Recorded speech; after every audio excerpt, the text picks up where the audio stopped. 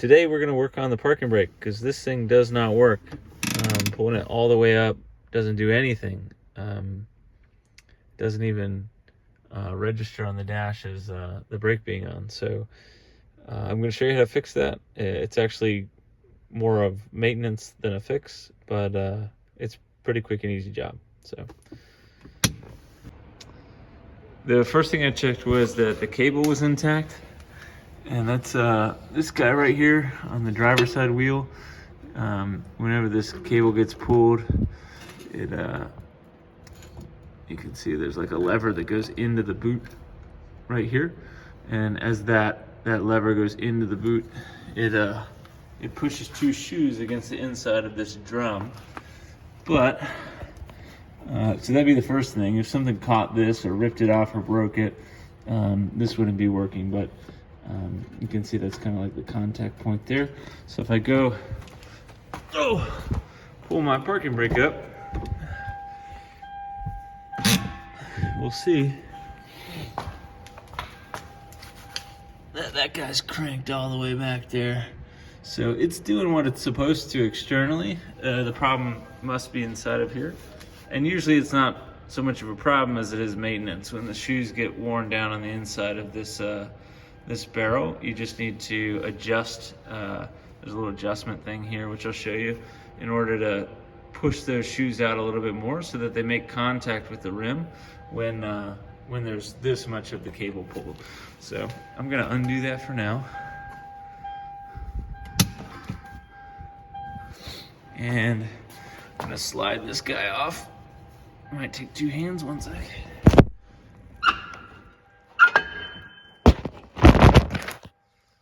Alright. So, oh, by the way, to do that, all you need to do is remove the caliper with two 17mm bolts. Come at it here. That holds the caliper on, and that holds the caliper on. And right now I just have the caliper sitting up here because you don't want to hang it on the brake hose. That's the brake caliper. And this is the parking brake assembly inside the boot there. So you can see these brake pads are worn pretty thin. That's probably why I'm not getting any contact. But all the mechanical parts in here look like they're where they're supposed to be. You know, it'd be troubling if I had a Chevy Suburban, and one time I opened this thing up and parts fell off. Like all the mechanisms were jumbling around in there. But this is the piece. It's right behind this spring. This is the piece that you use to adjust the shoes. So you can see there's a little part that turns, and what that's doing is it's spreading these shoes apart and far enough to make contact with the outside of the boot. So you want to adjust that, and I'll show you how to adjust it in the next frame. But you want to adjust that basically so that it just almost makes contact with the inside of the drum brake when the parking brake's not pulled, and then obviously that it makes solid contact when the parking brake is pulled. So let me get this boot back on there, and then I'll show you how to do that. You want to, this is the hole. I think it's this guy right here, that you kind of line up with the bottom and stick a screwdriver in there and gotta get around that spring. So I'm gonna try to stick the screwdriver on top of this spring and push this guy that way to tighten it up.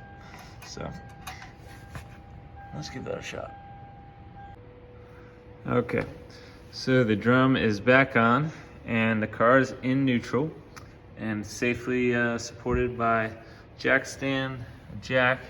We've got some tires behind the tires and other wedges over there. That's a hammer, probably not the best, but it's better than nothing. So you gotta be really careful when you got your car up on a jack and it's in neutral. But the point of neutral is so that you can feel that this wheel turns. And right now it's turning with no friction, meaning those shoes are making zero contact. So what you want to do is align this this dot to the bottom there, stick a screwdriver in, and then you can hear that spring. And remember, we know we want to go just above, just over top of that spring, and start pushing that gear backwards. So I'm gonna do that until I make contact, meaning until I make enough contact that I start feeling friction on the turn, and then I'll back off a little bit, and then I'll just, once I get to that point, I'll bring the video back up. But you wanna back off a little bit so it turns freely, and then check that the parking brake, the lever of the parking brake does enough to make solid contact with the outside of the boot. So let me go ahead and get this all the way tight and then back off a degree or two, and I'll pull the video back up. All right, so I tightened this all the way up just until it stopped moving freely.